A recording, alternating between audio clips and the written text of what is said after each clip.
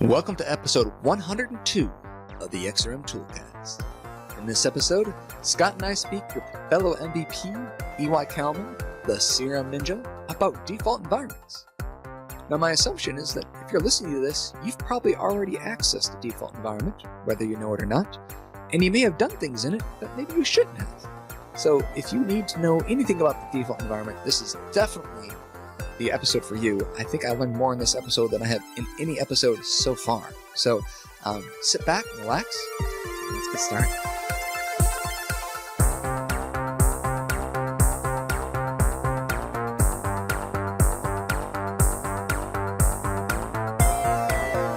Hello and welcome to another episode of the XRM Toolcast. With me, your host, the Daryl always raising the bar, and Scott, master of all things martial arts, Daryl. Scott, how's it going?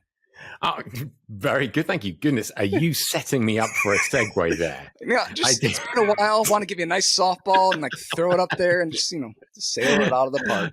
Wow, that's impressive. You've never made it so easy, but I feel like now I'm challenged. I feel as though you've laid down the gauntlet there now, right? I need to somehow go via somewhere else. But yeah, I've never done martial arts in my life before. My brother did, and he kicked the living daylights out of me on a regular basis because of it. So you'd think that I would have learned how, but it's self-defense kind of thing. But my son actually, he's learned it. He's been doing taekwondo and using it to kick the living daylights of his younger brother actually. So yeah, some things just never change. But they're not gone back to school yet, so they're still, my son's not gone back to university, so they're all kind of, getting to that point at the end of the holidays. You know what it's like, right? You got kids yourself, everything is a little bit bored, a little bit fractious. Everyone's just, not wanting school to start, a little bit of tension. So, right. But, and in fact, my youngest had discovered that we're on podcast. We're on the podcast is on Spotify, okay, which is literally today. And so, he was like, "Dad, you're on Spotify." I was like, "Yeah," but he's don't tell him it's not hard to be on Spotify. No, I know. I'm not going to say that. But he's been listening to us on like 3 times. Wow, good so it's so I've just been hearing this kind of gobbledygook kind of coming out of his phone. Yeah, exactly. I can hear you, Dad. He said. So anyway, but if you're listening, Matthew, hello, Matthew. There we go. Glad to get that for a minute for next time. Well, what's your default speed to listening to on things? Oh, I'm at 2x normally, unless there's something that's sometimes I can, if it's Scottish, I have a hard time getting Scottish. It's got to be a little bit slower. I just can't quite pick it out as easy. You slow it down again. So yeah. So usually it's around 2x. Some people are a little bit harder to understand, so I go a little bit slower, but I don't think I ever go below 1.7 if I can help it on anything. YouTube. Right. I think you give almost always a 2x because you can see. Yeah, at the same time exactly. It's a good one. It's a good default to have. And speaking of defaults, well done. Our guest today knows a lot about defaults. See what I did there? Yes. Our guest today is EY Kalman, a biker, tweaked ZX9R, former skydiver, teams hashtag D365 Black Ops, hashtag Power Addicts, MS D365 Power Apps, Ninja enthusiast, EY Kalman, aka the CRM Ninja. EY, how's it going? It's good. And as you can see, I have branded t-shirt. CRM Ninja, yes. Always on point. Yes. I have one of your branded t-shirts, EY. You did win it. Awesome. I won it, yes. I can't remember how I won it now, actually, but I did. But yeah, I do win it. And I do wear it. And people ask me, what is that? And I tell them. I tell them about my friend, EY. There we go. I have never received any of these EY t-shirts. I did get a t-shirt from Scott once, but it was apparently he thinks I'm much sleeker than I actually am because it fit my wife far better than it fit me. So maybe that was the point. Then you could see your wife in the t-shirt. Maybe. Then you see the t-shirt more regularly. If you saw it on you, it's only when you're passing a mirror. I'm not sure where this is going. Let's move on quickly. All right. So default environments. This is something that people don't necessarily pay attention to.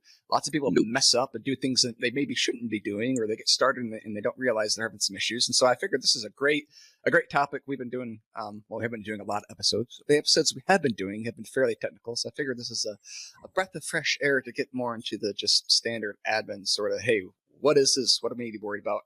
And learning from the experts such as you, EY. So EY, thank you. Default environments. They're default, aren't they? They are. In fact, I was thinking of how do I describe it, possibly to somebody who has no idea. And randomly, the thought came into mind, the analogy of when my grandmother learned to drive and passed a driving test.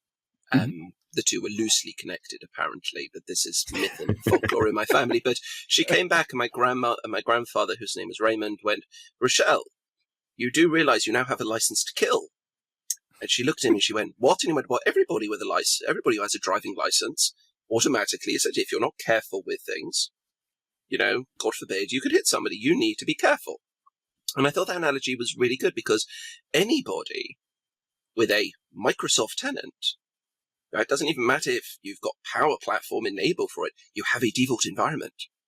And if you're not careful, if you don't know what you're doing, you just start clicking and doing stuff around, you could have major problems. Because Microsoft nicely give us all the default environment and then give no direction about how to use it, and hide the bits about no support and no this and no that, and in fact no basically to almost anything away, or just don't mention it at all. So people think, hey, we can build in it, we can do stuff in it, and then they get experienced people in who go, ouch. Or somebody Step away something from the default environment. Step away from the machine. Step away from the keyboard. What have you been doing? Or no, what have you been doing? Have you been doing? I mean, have you heard? Is there any horror stories of people using the default environment to do stuff? Have you kind of seen? What's the worst? So many. You've seen? I guess that's what I'm asking. So the two that come into mind, the two sort of categories that come into mind are, number one, people connecting to systems and pushing data around using the different connectors that they shouldn't do, because DLP, data loss prevention, is limited in the default environment. Any custom created environment you create, you can do a lot more for DLP. But loss of data, now, usually when I talk about DLP, I go, okay, hands up who thinks it's a good idea to push out financial information in your payroll onto Twitter. Nobody has yet put their hands up for it, but I've seen examples of where sensitive information has been put out because people are keeping it in SharePoint or in Excel, and they think, hold on a moment, I can connect to other systems, and they don't think about the consequences. So that's the first sort of category. The second one is when people have created collateral, or they have data saved and it's then been deleted, or they've deleted the collateral, so they created apps, and then they've deleted the apps. And then they go, right, okay, we're going to restore it. And then I go, you can't do that. Because much as environments are backed up, and the default environment can be enabled for backup for it, it's not possible to restore the default environment over itself. Because you cannot restore a production type environment over itself. You have to put it into a sandbox one, and you can't change the default environment into sandbox and into administration mode. So that's lost. And then they usually go, Microsoft support, we're just going to raise support tickets. And I go, if you look over here, it very clearly states that Microsoft does not provide any level of support on your, and they go, why are they providing this for us in the first place? And then I go, maybe we should have talked about this before you started to do what you did. So those are usually the two big categories of stuff that I've seen in terms of horror stories without identifying any specific people or organizations. So are they being Microsoft, are they giving this default environment to users to try to, get them to, the first bit is free, just to get them kind of sucked on it, and then, then they want them to go over to an actual paid licensed environment? Then is that the idea, or is there some other feature that requires them to have this default environment first? It's a good question. So the default environment, if you create a tenant nowadays, and the default environment comes with it, it's actually what they refer to as CDS. I know it's still, CDS, right? CDS 2.0. The original one was 1.0. So if you had created a tenant and you had adopted Power Platform and started that way before it was officially launched, when it was still called whatever the project name is that escapes my mind, you got a 1.0. There are actually some underlying technical differences between the two. I think Microsoft put it there to try and get people to start off with things. I don't know if there was a thing around the licensing and the fact that creating an environment would require licensing and Microsoft get licensing revenue. Obviously, nowadays, it's all, you can create developer environments, which are free per person. I've seen some people able to do more somehow, but 3 per person. So I don't think it's about the licensing as such for it. I think it was more, here's somewhere where you can start off with something and then see how you go. I love seeing those tweets, although less so now. It's, I don't know what you posts on X. I don't know what you call X's. them. X's. Yeah, that's as good a name as any. But I love seeing them where people are obviously demoing the default environment and they're demoing DLP and saying like, oh, look, this is some highly sensitive company information here, that kind of thing. But I also see a lot of people talking about the default environment as calling it a sort of like personal productivity environment. Is that something that you think is a good name, or is there an alternative? So I used to turn around and go, when talking to clients about this and adoption of Power Platform and the rest of it, and say, look, leaving aside professional developers who are probably going to have access to somewhere a little better, proper environment, your makers, your non-pro devs, they need somewhere to start off with. And previously, when we didn't have developer environments and before the community plan was around to start off with, there was nowhere else for them to go. And I would say, look, use this as your sandpit. Use this as hey, here's somewhere I can play around a bit. Do not connect it to production data. Do not connect it to anything but sensitive data. Just understand, I give you a bag of Lego and you start seeing I put a 2 block on a 4 block on a 6 block on an 8 block, and look, I've got a little tower of stairs. But don't use it for anything else. Once you start moving on past that, you need to move out from it. Now, of course, with developer environments, I go, just get everybody to spin a developer environment up, and then you've got something to play with.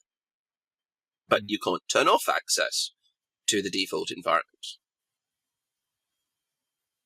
Which means that you can't limit people from hurting themselves or doing things they shouldn't be doing. Well, you can't limit, but what you can do is using things like the Center of Excellence solution or using other solutions you can build yourself, you can send out alerts. So I tell all my customers, because I talk a lot about Center of Excellence and adoption of governance and stuff like that, and I say, as soon as somebody built, you want an alert to go in, whether it's to the user themselves or to a team or whoever it is, as soon as somebody creates something in the default environment, you need an alert to be sent out. Whether that's an email template or an alert to a security team or alert to the user saying, we have noticed that you have built this, please confirm what the usage is. Please ensure it does not connect to production data. And that can be done, depending on how you implement it, almost immediately. Okay. And once somebody knows that it's there, they can then start taking a look, and then it's not a matter of enforcing it from a technical point of view, but from a business point of view. We should be telling the users that what do you use default for and what do you not use default for, and if they be naughty and they're not listening to that, that's a business process, not a technical process. Now, of course, it would be nice just to turn it off from a technical point of view, but we can't. Yeah, that the Center of Excellence is obviously been doing that for a long time, being able to manage, that whole problem about people doing things and alerting and I think nurturing them on their journey and bringing them into a place where they see what the Power Platform can do, but also see the things that perhaps they need to make sure that all of the perhaps the challenges that might bring and both the organization, but to also their teams. Is there any way, if people do start working in the default environment, like you were just describing, those horror stories, have you seen people implementing the Center of Excellence and then migrating people away from that managed environment? What's the process generally that when that light bulb moment happens? So there are 2 ways in which it happens. The first one is native adoption by an organization, in which they realize that there's a better way of doing it, and then they move over and they work out how to move over. I'll come back in a moment. The second one is organizations, and I was dealing with one earlier on the year, which had over 600 apps that were built in default because they were told not to build it, and they still went and did it. And then it was a very much a business process of we're going to take you to HR or whatever. If you don't follow, we need to follow the process. You've been a bit naughty. But migrating the solutions over also gets interesting. See, by default, the default environment does not have Dataverse in. However, you can deploy Dataverse. You can upgrade it. It's a one-way upgrade, of course. You can upgrade it to Dataverse. In fact, if anybody puts an approval, Power Automate in place, Power Automate Flow for approvals, in any environment, that automatically installs and upgrades it to have Dataverse because it uses Dataverse underneath. But if you don't have Dataverse, you don't have the ability to create solutions. And if you don't have the ability to create solutions, you don't have the ability to put stuff in solutions and then move it through ALM. Export the solution, which means that in one organization which they didn't want to upgrade the default to Dataverse, which was perfectly acceptable for it, but it meant they had to manually export each app, which exports as an MS app and takes time to download, and there's no automation possible to loop through and do that I've seen at all, and definitely not at that point in time. And it took about a month of somebody doing that and then working out where it was going to, and then reconnecting and reconfiguring everything, all the connections. I mean, there were Canvas apps, not model-driven apps, because there was no database present, but that's also a drawback. ALM cannot really be done. Yeah. Yes, that does seem to be a significant challenge. What about cloud flows? I mean, you talk about apps. Because one of the things that seems to be with SharePoint, and this certainly creates a certain challenge, I think, from the ALM perspective, is that people will go in and create cloud flows that are linked events around a list or a document library or something like that. They want it to trigger on a particular event. So if someone creates a new item or so approves an item or changes the state of something, and those get created directly in the default environment, right? That's right. Yeah. And then also, if you then go and create a Power App to try to enable you to edit the metadata about an item, again, that gets created in the default app, in the default environment. So what's the story there? Do we just have to accept that if we want to use Power Apps and cloud flows with SharePoint, we just have to use the default environment? So, to be honest, I try and stay away from SharePoint as much as possible. That's a good answer. We just move on now. Too. Every time I've been in a project with SharePoint, I'm like, can someone else do this? Yeah, I mean, I do like proper relational databases, as I think most of us do. There are limitations around it with SharePoint for it. There is some stuff that works if you're working in a different environment, but if you create from SharePoint itself, because you have the ability to create Power Automate Flow directly from within SharePoint, it sits within default. I know that this has been raised with the Microsoft teams. I understand that there is some investigation work going on, but I don't know of any ETAs and stuff with it. It's a problem because you have people who are used to SharePoint who then want to use Power Platform. They think, right, I can just click the button on the top, and then there's no solutions, and they're in default, and it's a problem with it. So I think with some of the changes that are coming, it's building on for this to happen at some point, and it would be helpful to see it in the future.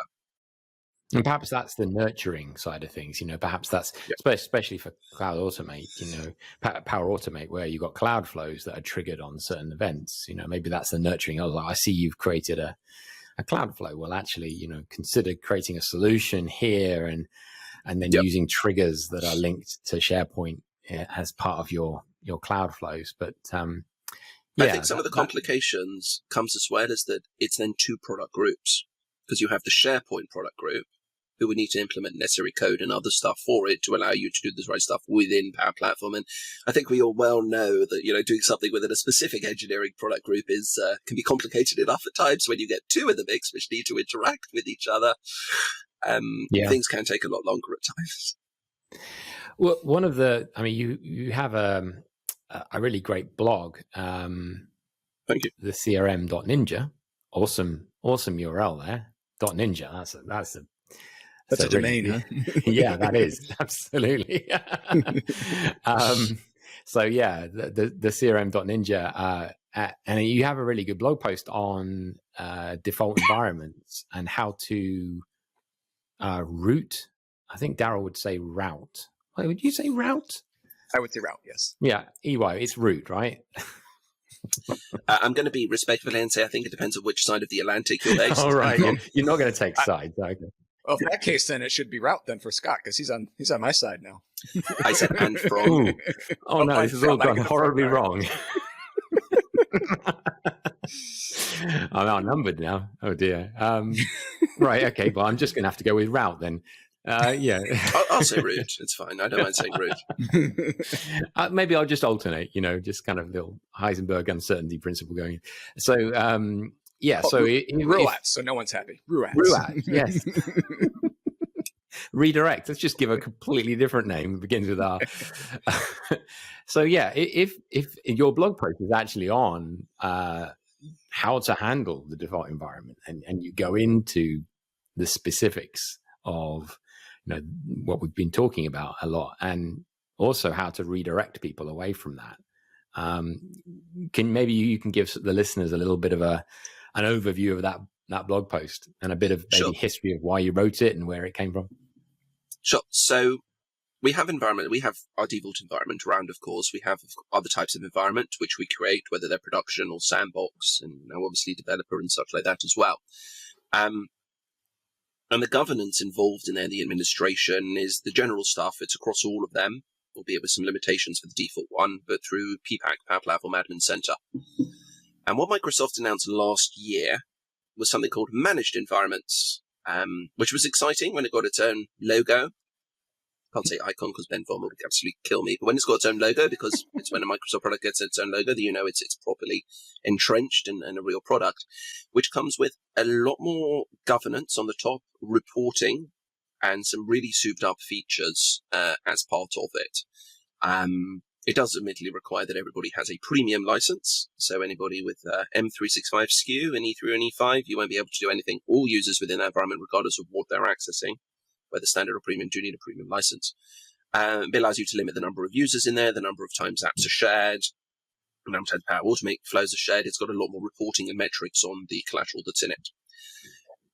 Managed environments are really fun, and I've been playing around a lot with them and interacting with Microsoft. Now, environments can be upgraded to become managed or downgraded. Well, except for so the default environment is able to be upgraded. If you remember a few minutes ago, I said there were two versions of default, the original CDS 1.0 and then 2.0. So if you had an original, if you're an OG when it comes to Power Platform, and you're not able to tell this from the front end, you have to raise a support ticket to be able to be told. If you're on the 1.0, it's a one-way upgrade. You cannot downgrade it, as some organizations have found out, because if you do the default, all users who have access to default, all users need to have premium licensing. It's a problem.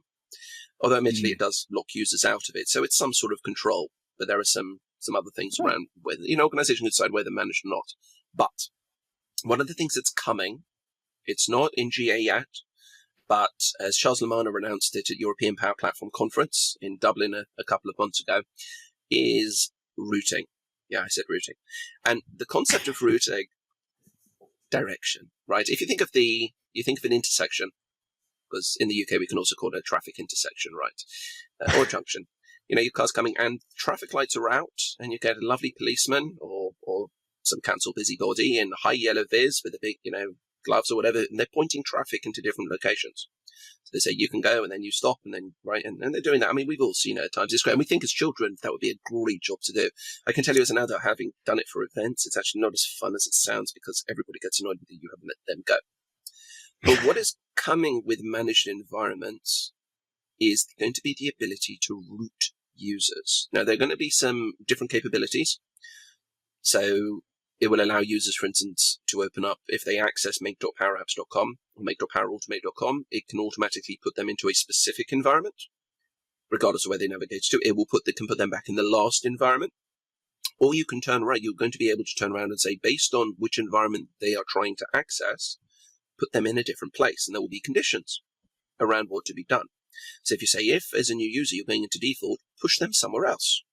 So it's like skipping the line, right? So they think they're going into default, they load up, and then boom, they're somewhere else. So this is the first stage to ensuring that people don't automatically land in default. Now, for that, obviously, you need an environment for people to go and land in. Be a new default. Yeah, and you do, but that you can manage more. Yeah, that you have full control over. Yes. Yes. Yeah. Now this does require to, again, have managed environments in place. It's not going to be a capability outside of managed environments. The bit more that you have to pay Microsoft across, all your users to be premium, that gives you all these different options. It's for organizations to decide for it, but you can do it. You can decide in general, if you have 10 environments, you can say 2 of them are managed and 8 of them are unmanaged. You can chop and change. So that's not a problem. But you do need an environment where they can land. Now, if you have non-pro developers, so generic makers, people who are new to things, you've got the developer environment type, which people can create themselves. But what happens if they don't know how to create it? Well, you could tell them how to do that, but how do you handle routing users to a place that doesn't exist for them? If you want, as a policy, your users to have their personal sandbox, which is their development environment, you're going to want somehow to do this. Now, thankfully, Charles announced as well at the same time, well, not quite, it was about 2 minutes later, he put up a slide about it as well. There is something coming out called JIT, just-in-time environment creation. Now, I haven't seen this even in a preview for it, so I can only rely on what I've been told by people. I have asked for access to this as soon as possible, that I can talk about it, blog about it, maybe even do a video. But what this can do is this can look at a user, say it's a new user, and say, right, we don't want them in default. They don't have any other environments. I'm going to automatically create that developer environment and assign the user to it and route them to it. So it will be over there, which is going to look really cool. I'm just hoping that it only takes a couple of seconds to create the environment rather than the user seeing a big, wheel going round spinning saying, please wait, please stand by. Yeah. So if what you're saying is that if we go to make.powerapps.com, I automatically get a developer environment unless I've already got Not necessarily. One. It depends how the rules are configured, and my understanding is there's going to be granularity. So potentially you could do it. I believe that it's possible to do it based on security groups. So if you're in a particular security group, it can be. So say you're a developer, right? Yeah. I mean, okay, you both of you are developers, so right, that's a given for it, right? Yeah. I don't know about Scott, but that's okay. So say you've got projects and you've got new developers arriving on the projects. How do you, or a developer who could be across multiple projects or has access to multiple environments, how do you enable them to be in the right place? Whereby they can just load it and they're loaded into the place where they should be. Well, you can use the routing for it, identifying based on specific metrics to say, right, this developer is for project A, route them to project A environment. This is developers for project B, route them to project B environment. Things like that. For people who have no access to any, non-professional developers, new makers, identify if they have a developer environment and push them to it, if not create it. So exactly how granular, we need to wait to see when the feature comes out, but I have been told some really good things about it. Do we have any idea of when that might be? Fullness of time, Scott. Yeah.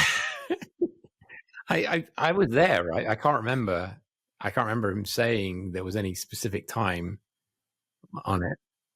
So I believe, got to be careful here, right? I believe that they would like the routing to be in place before the end of 2023. There's obviously the Microsoft Power Platform Conference in Vegas coming up, 8,000 people or so. Unfortunately, I'm not going to be able to be there. I would hope that there will be some sort of announcement there around it. The just-in-time stuff, I have no idea about. It could be the same time, it could be later for it. We'll just have to wait and see. Yeah, yeah. It does sound very much about a kind of a feature that will give you a lot more control. But the whole managed environment piece, do you see, so what you're saying is that you have to have your default environment as a managed environment. That's a prerequisite for this feature. To do that, yes. The routing will only work for environments that are set as a managed environment. So I can't say, for instance, now, I believe it's possible to say the routing will go through to a non-managed environment. Again, we'll need to wait and see. I don't think the target needs to be managed, but definitely where they hit first needs to be managed. So the default the default solution would need to be, default environment would need to be managed in order to be able to do routing. Yes. And that's a one-way upgrade for those in whatever, and it's not for other ones. So you have to be careful whether or not you want to play with it or not, depending if you're OG or not. Okay, cool. It's premium licensing. Awesome. I mean, but it's also a way of, if you have the later version, right, ignore the 1.0, which is only a one-way upgrade, right? It's a way of locking users out of default just by enabling it as managed, because if they don't have premium licensing, they won't be able to access the environment itself. Yeah. So it is actually a way of handling it. However, if you want people to access an environment with, without premium licensing, that's then going to be your challenge. Yeah. You need to create it does seem like a little bit of a conundrum there. That this is like, well, on one hand, we like the control, but on the other hand, we want a productivity environment that allows people to just be able to do things and automate everything, right? That's one of the things that the people say, and enabling people to make apps and things like that. Yeah, there are trade-offs and such for it, and each organization would need to look specifically at what managed environments have and how they would impact potentially what they would do. Having said that, I know organizations with user base in over 6 figures, and they went for managed across all of their environments. They just went, they went premium licensing overall. Yes, they're paying a lot, although they obviously negotiated a good discount with Microsoft. But they went, we want these additional governance and metrics and all the capabilities, because things like, the ALM accelerator and other stuff for it as well. There's other things that only happen in managed environments. Yeah. I'm sure with that many users, the propensity for them to be doing things that then you have to spend a lot of time fixing could justify the cost of that as well, assuming that good discount, I guess, as well. So sometimes I get, I spend so much time just in Dataverse that I forget that environments aren't Dataverse. Like Dataverse is in an environment, but it's not. Yeah. I used to always think this is one-to-one, and it's not, right? It's it's basically like an Azure like group, basically, right? There are these, any of these Power App products are in this one environment, and if you go to a different environment, all those products now have a different environment that you're in as well, right? So that's the idea of an environment is at the core. So when you deal with the default environment, yes, you've got all those things in there. Don't connect them to other things because you can't control things at that level, and everyone gets access to it, which is not a good idea. So okay, I never had to deal with this stuff, so I'm just learning all this stuff. I'm like, oh, that's what happens. This is why we do these podcasts, Darren. I mean, it's primarily it's so I don't have to go look things up myself. Yes, it's for us primarily. As well, right? But yes. It usually comes after the fact. You have organizations; they could be decently large organizations, right? And people are just building stuff. I mean, if we think of the story of Samet, who we both, who we all know, right? Security officer at Heathrow, and he happened to see this thing called Power Apps because they were given, M365 licensing, and he started building stuff. And a lot of organizations have that. And it's only when they start thinking, hold on, we need adoption, we need governance, and they roll out things like the COE, the Center of Excellence Toolkit, and they start it and they go, okay, now we need to do it. Very, very rarely organizations proactive enough to say, we're going to do Power Platform. We need the controls. We're going to have it in place. We're going to do it. It usually comes after the fact, and then there is cleaning up to do. Yeah. Well, it's because they haven't gotten the scars yet, right? Yeah. If someone else has got it at another company, and then they transfer in, they're going to say, "Hey, we need to do this first." But everyone else is. It's an example of a bad pit. It's a bad pit to fall into. It's just a standard pit to fall into. You fall in the pit, and then you got to dig yourself out. So ideally, we'd have this pit of success where you can actually, default into. We're just going to automatically create a new development environment for you. Something that'd be a neat future to be in. So, we've talked about managed environments. Managed environments are different than regular environments in some of the security that you can apply and some of the ALM processes. Correct. So, help me to understand those a little bit better. What else makes it managed, and why? And besides having to pay, everyone has to have a premium license in order to access that environment. If it's managed, what other reasons would you want to have managed or not want to have managed? So ALM is one thing, for instance. It's possible to use ALM capabilities natively without the full power of Azure DevOps to be able to then deploy within the environment itself. You can connect up to different environments to go ahead and do it. So that's really one of the great features of a managed environment. You don't have to spin up all of the Azure DevOps capabilities, have DevOps people. DevOps people are lovely. Don't get me wrong. I really like them, and I've seen SharePoint people. I'm going to call out a guy in the UK called Danny Stiles. He's Wizardry. He works at another partner here in the UK. He's been doing some amazing stuff in terms of YAML pipelines, and I just look at the code and I'm PowerShell and stuff, and I think, whoa. So that's very helpful for it itself. But there are a couple of other bits and pieces around such the usage. So in Power Platform Admin Center, you get obviously some metrics around how many things are being used and what else you're going to use and such like that. But it's not massively good if we think of the metrics that are around for it. You can sort of see, you take a look at a Power Automate and see, okay, what's happening? How many times has it run in the last 28 days, and what are the APIs and the error message, and has it been throttled or not? If you have the Center of Excellence toolkit, you can see who's created what in which environment. You can get digests of that for it. And there's a Power BI, which comes in very helpful, sitting on top of the Center of Excellence toolkit, which you can again see some visuals for it. But what happens if you want to see your top apps? How many, the app that's launched the most, the number of users, the time of the day, the location for it, things like that. You can't do that massively unless you start pulling together stuff from Azure Application Insights and you've connected it through to all your Power Apps and stuff like that. But using managed environments, you get that natively as part of the reporting for it. You can see, your most impactful makers. So it's not just about who's making stuff, how many times, what is being used by those. I could create an app every single day and nobody else uses it. Or I could create an app every month and suddenly lots of people are using it. So who are the really good app makers within your organization for it? Inactive resources.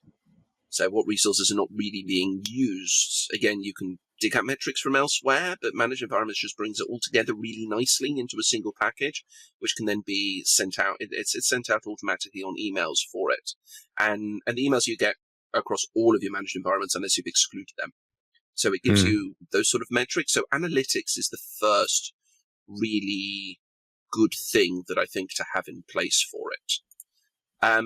The second bit is about limiting sharing. So if I create an app, I can share with anybody within my organization, assuming they have access to the environment. What happens if you don't want that to be done? What happens if somebody says, I'm going to build somebody says, I'm going to do a proof of concept. And it's okay because I've got, my couple of mates who are going to just test it out for me, and then we'll do it. And 3 months later, you realize half your organization is actually using something that's not in a production environment, does not have support on. You've possibly got a problem. So managed environments allow you to limit sharing for it. So now this is canvas apps, not model-driven apps. But what you can do is you can put limits in place. You can exclude sharing with security groups. You can limit the number of users who you share it with. So this is really good. It does take a couple of hours once you toggle the setting for it. It's asynchronous, of course, and some things are quicker than other things, shall we say. It doesn't stop if you've already shared it, but all for new stuff. So you can ensure, say, for instance, you want a personal sandpit, right? Where everybody, personal productivity environment, you've got everybody in. You can say, right, you can't share any apps. It's there for you to play around with. We don't want you sharing apps in that environment because you shouldn't be sharing it with others because it's there for you as that sandpit. So it's stuff like that, which I think is really, really good. Also, Microsoft is doing a lot more around managed environments that's coming up. Possibly some announcements soon. In an unmanaged environment, you can't prevent people from accessing your app? You can't prevent people from sharing it. If you wanted to share the app. Yeah. All right. So I can't stop you sharing it. And I make them co-owner of the app, then they can share it with someone else. Or you could share with 500 people. Yeah, they can share with 500 people. And that's again, it goes back to that conundrum. It's like, well, on one hand, you want people to be successful and you want to be able to encourage people. But on the other hand, you want to be able to limit perhaps to a smaller group of people that they can share with. So it prevents you from doing what you just said, sharing it with like the whole company. It's like, hey, everyone, look, I built this app. I'm going to share it with everyone. And then maybe you could say, just allow them to share it within their department or their team or whatever. Yeah. It does think, because obviously then there's the pipelines piece as well that you get with managed environments, and it does seem kind of like that with the COE Center of Excellence for, with all of the monitoring you were just talking about, the COE toolkit, and then you had the ALM accelerator for pipelines. It kind of seems that that's the same thing. It's like, well, the ALM accelerators have moved into managed environment pipelines, and the COE toolkit has moved into the managed environment reporting and things like that. But obviously, there's still gaps. So I think there's in both of those toolkits, there are things that they can do more than you can currently do in the managed environment. So it's a journey. It is a journey, and I think where are we on that journey? Do you think? I think we also need to think of multiple teams wanting to do stuff, but obviously they're working on their own thing. Now, I know, for instance, with the Center of Excellence, you've got analytics there, but you've also got the analytics in the Power Platform Admin Center, and they've been very clear they're not looking to replace it, each one, although you can access certain analytics from both. They're never going to combine into a single one. So I think as it matures, it may be that some of the solutions drop off, or Microsoft will still provide, and the teams will do it because not everybody will go for a managed environment. Yeah. Oh, that's interesting. There's been a really interesting additions to learn.microsoft.com on the ALM accelerator. Talking about the various different options. Whether you could do things like you were saying earlier about, YAML in Azure DevOps and that kind of craziness. Yeah, powerful stuff. If you use that was very powerful. Or if you're going to use the managed environment pipelines, or if you're just going to use the ALM accelerator, what options are available to you? Is there anything like that? A comparison between the admin center, managed environment reporting, and the COE toolkit? Is there any resources out there that do that? I haven't seen anything out there, and I think trying to keep it updated might be a bit of a challenge, considering how changes keep coming in each one. It would require somebody to stay on top of it. It might, it could be an interesting blog series to have, for instance. But I think somebody would really need to keep their nose to the grindstone and all the GitHub pages around each capability to start. You're not going to take up the challenge there, EY, then. I think that's our one ask for the episode. Every episode we have an ask of a guest. Now that's it. You got to go and keep your nose to the grindstone. So I will say there's more stuff I'm going to be talking about with managed environments. I'm going to be talking about landing zones, I think, coming shortly, because there's bigger stuff. There's already stuff out there. So the Power Platform Adoption Framework, which of course is not a Microsoft provided resource, but Microsoft references, and a lot of our dear friends are involved in that. But it's about setting up and where it sits and managed environments and the capabilities. And I think some of the upcoming stuff we're going to see are going to be really interesting involved in that. And I'm going to talk about that. Comparing the capabilities, I know some people are very into that sort of thing. I could suggest it to them. They're not more focused on ALM style stuff and different flavors. Okay. So, we've kind of gotten to the managed realm, which wasn't necessarily was a great thing because I need to know more about that. But it is off the topic here of the default environment. Anything else default environment related that we missed that we should be sharing with our listeners? Warning: approach with caution. Approach with caution. It's probably thing. I don't think there's a massive amount more around it. It's something which is nice, but I generally recommend organizations, they rename it from default into, personal product. I know some organizations that call it do not use in caps. They put it in bold if they could, but they can't do that. But I saw someone rename their default environment, says, warning, this will be deleted or something. We will delete your stuff. That's a lot better than do not use, because do not use is, I'm going to use this thing anyways. I think it's politeness and not. I think it's just something to, keep in mind and be aware of the dangers for it. Some organizations will, now we have developer environments. I recommend people use developer environments, right? You can't put Dynamics into a default environment. You have to have a Dynamics one.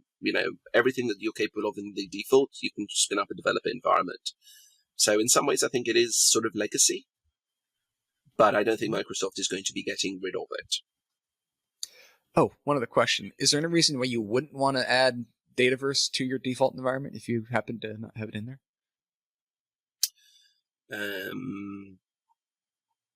I guess they can create model-driven apps. That's and maybe you don't want them. That'd be the reason why you wouldn't do that, I guess. Yeah. I don't know. So that would be the thing in terms of using Dataverse, and then people start, again, it's the whole thing of moving data out of the default environment, because if you've got Dataverse in place and people start storing company information, then it's right. How do you move the solution out, including the information? Because Canvas apps, of course, on top of Excel, on top of SharePoint, on top of somewhere, the data source, the underlying data source is somewhere else. But a model-driven app, it stores directly within Dataverse, and you've got a lot more problems, or challenges, rather, in terms of data. And then there's data access. Everybody has access to every table, every column. So if you put Dataverse in place and you start storing sensitive data, or any data, everybody in the organization can see it. And everyone's a system admin in the default environment then? So that Not works? system admin. Well, or in the Dataverse environment, how do they see everything? Why do they see everything? System customizer, and they have access to customizer role. They get access to it. Okay. Yeah, because everybody's a maker. Okay. And they have access to it. Not system admin. They can't necessarily change the admin settings. You can restrict who's an admin, thankfully, but everybody has access to all that data. All right. Going back what you mentioned at the very beginning of the episode, where here's the way people mess up. It'd be nice to know that warning of, hey, just so you know, you selected to back up this environment. That's great, but just so you know, you can't restore it. I wish they'd have that message for both the default environment as well as any production environment, right? Because I have been bit by that many times. Oh, I'll just restore. Like, oh wait, now I've got to restore it to a non-production environment. Oh, when I do that, I don't have enough data to do that to a different environment, and so now I don't have enough data space. So now I can't restore it to another environment. So now I'm hosed. So yes, so those things would be great things to have in place. So, fun. Environments. The joys. Environments. The joys of environments. Can't live with them. Can't live without them. Yeah. Very true. Very important things, but needing to be used in the right way. Yeah. Yes. All right. That sounds like a good tag. A good way to leave it on there. So, EY, thanks so much for sharing your knowledge, and for I learned a whole bunch. I'm assuming some of our listeners have as well. What do we got? We got 4 or 5 now, Scott. I forget count, but we're getting close to double digits, right? Absolutely. Yeah, it's getting up there. I think. Yeah, maybe double figures almost. Yeah. Good. So, EY, thanks for sharing that knowledge. If any of our listeners have any other additional questions or things they want to see if you're willing to put your nose to the GitHub grindstone there, how can they reach out to you? So, as mentioned earlier, my brand is the CRM Ninja. So, website is thecrm.ninja. On Twitter, or X as it's called, I am the CRM Ninja.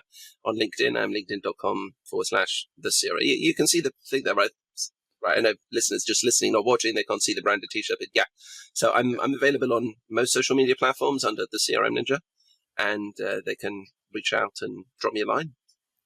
It's the CRM Ninja. Like it's great. It's great. Now, CRM, the name itself has kind of died a while ago, but besides that, everything else is great.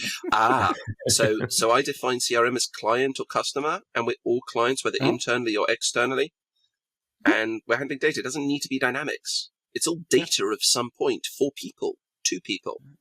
So you're global. You're not restricted to this single. Yeah, no. Plus, the whole rebranding thing would have been way too much, and there's any reorder swag and stuff for it. So, yeah. I like your style, EY. I think Matt Barber agrees with you. Everything's still XRM in the SDK for an yeah, true. Yeah, we'll get there. Well, EY, thanks for joining us. Scott, that's how our listeners can get on EY on the CRM Ninja, pretty much anything. So if you just type in like something at crmninja.com, it's going to email to him, or at it's crm.ninja, isn't it? What's your the CRM.ninja. Yes. Even better. Fancy people. You and this, you have your own little domains that make people go, oh yeah. Jonas.r.app. Yeah. Whatever it is. I know. It's very impressive. It's very, very fancy. He puts in a lot of effort, a lot more than I have capable. So anyway, Scott, that's how our listeners can get a hold of our guests. How can our listeners get a hold of us?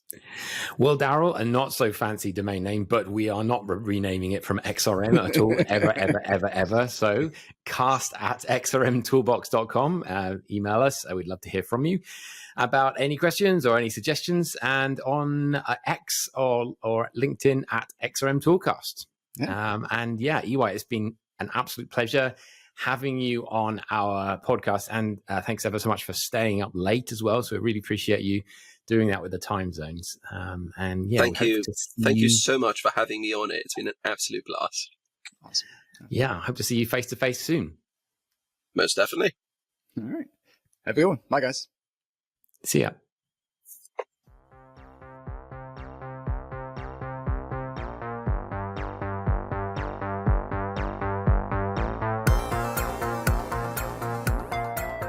This has been the XRM Toolcast with Daryl Labar and Scott Darrell. Produced by Lynn Zawin. If you have any questions or suggestions, please send them to cast@xrmtoolbox.com, tweet @XRM Toolcast, or hit us up on our LinkedIn XRM Toolcast page.